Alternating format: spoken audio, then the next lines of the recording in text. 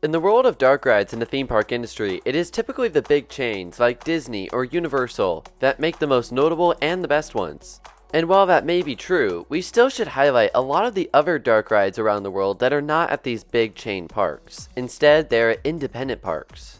I gathered about 25 dark rides at independent parks across the world. Let's start with the parks in the United States of America. Enchanted Forest in Oregon is up first with Challenge of Mondor. This park has some very quirky attractions, and this is probably one of the least quirky attractions you can actually find at this park. It's an interactive shooting dark ride as guests go on a journey to find the wizard Mondor.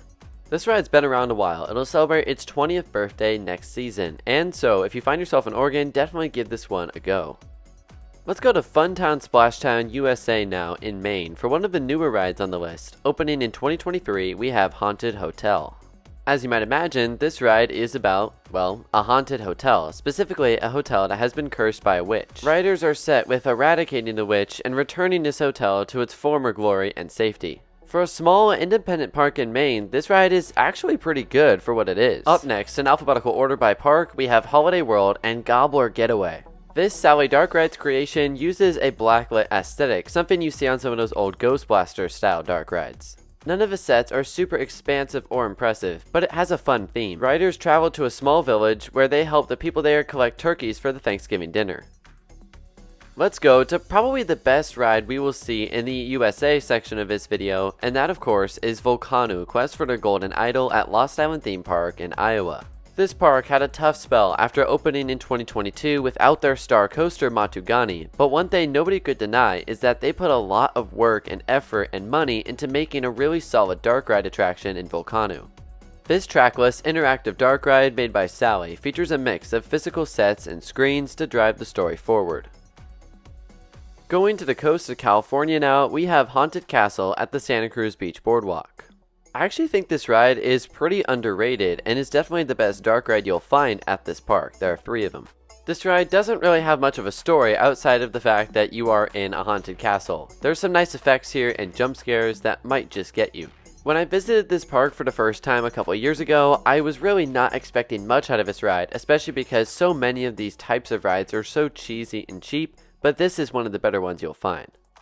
Let's go across the pond for Germany and specifically Europa Park. This is one of the greatest theme parks in the world and one of my top bucket list parks. As such, there are quite a few dark rides to discuss at this park alone. And because this park is run by the Mock family, they have deeper pockets than a lot of the other parks on this list. So there's quite a few dark rides to discuss with this park alone. First one on the docket is Aventure Atlantis, an interactive shooting dark ride. Stop me if you've heard that one before. The main goal of this ride is to collect as many points as possible. The vehicles also have an ability to spin by using a joystick. This ride sounds very similar to a ride like Buzz Lightyear at the Disney parks here in America or abroad. Up next, we have Fluch der Cassandra. This is one of the few madhouses we'll see on this list. These rides place you in a themed environment and trick you into thinking that you're upside down. Unsurprisingly, this version is built by Mock Rides. Up next is the newest dark ride at Europa Park, Castello dei Medici. Also, I just have to apologize, I do not speak German, so some of these pronunciations might be completely wrong.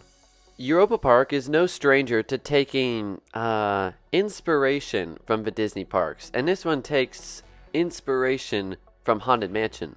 The pre-show is nearly identical, and so is the ride system, as it's an Omnimover style system. Some of the scenes will also feel pretty familiar. Now, give Europa Park credit, they at least do a good job of imitating Disney. The main difference, I guess, is that this ride is placed in a castle and not in a mansion.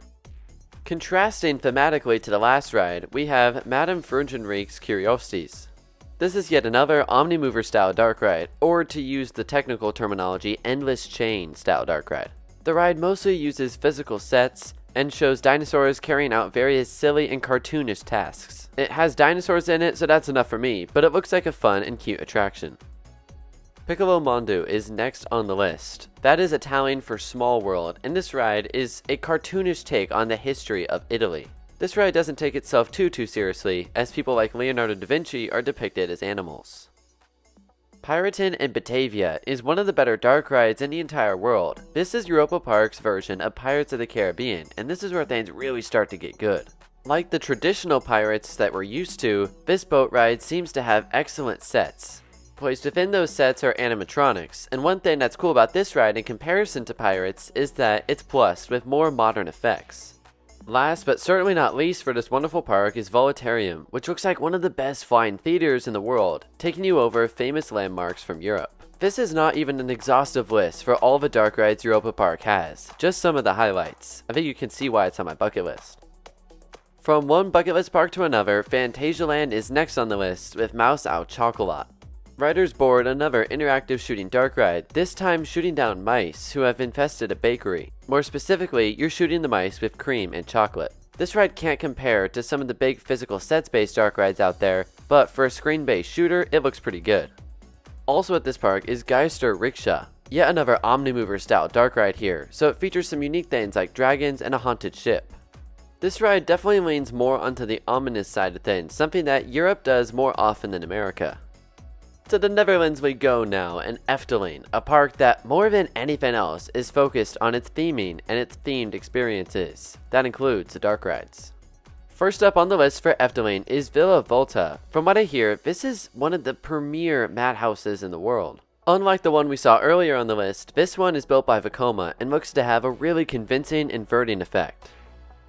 Droomvlucht, or translated to English, Dream Flight, is next on the list. This suspended dark ride takes riders through 8 different dreamlike places. Given the theme of dreams, the different scenes are not really connected, they're supposed to feel slightly disconnected. Efteling now gives us Carnival Festival. This is basically Efteling's version of It's a Small World. So like Europa Park, they too take inspiration from the Disney parks. You'll pass representations of many countries around the world, including the Netherlands, France, Germany, China, Japan, etc. Of course, all of these are put way over the top and cartoonized. Is cartoonized a word? I don't know. Next up is Fata Morgana. This is another long dark ride, and I've heard it described as a cross between Pirates of the Caribbean and Aladdin. The ride, which originally opened in 1986, draws inspiration from the tales of the Arabian Nights. But we saved the best for last, and that is of course Symbolica, the trackless dark ride that looks world class. This ride's story is not super complicated, but the sets and trackless dark ride technology both go together so well. Everything is very detailed, that ride system is used to its full advantage, and you get a great view and great tour of this palace. This is typically considered the best ride at Efteling and one of the better dark rides in all of Europe. Toverland is another park in the Netherlands, and they don't really have any good dark ride options, but Merlin's Quest does have an indoor bit with some theming. This dark ride section, while brief, is enough to give it a mention here. Sweden we go now for Liseberg and Underlandet. This translates into English as Wonderland. In this dark ride, you take a journey into the rabbit world to meet the family of the park's mascot, a green bunny. This is a good ride to fill that ride gap for Liseberg, but to be honest, I'm a little surprised that they only have one operating dark ride. I hope to see more in the future.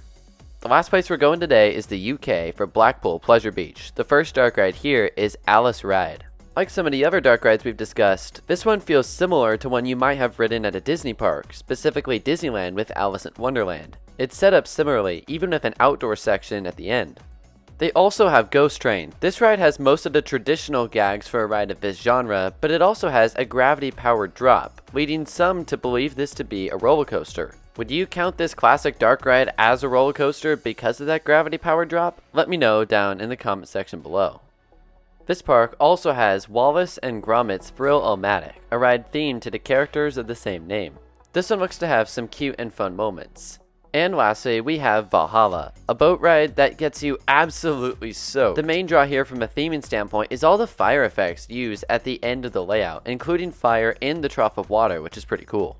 So there you have it, the best dark rides at independent parks from across the world. Let me know what you think down in the comment section below, and if there are any parks and then rides that I missed. There are certainly quite a lot out there, so it's definitely possible that that happened. But in any case, I appreciate you for watching, thank you all for watching, and I'll see you next time.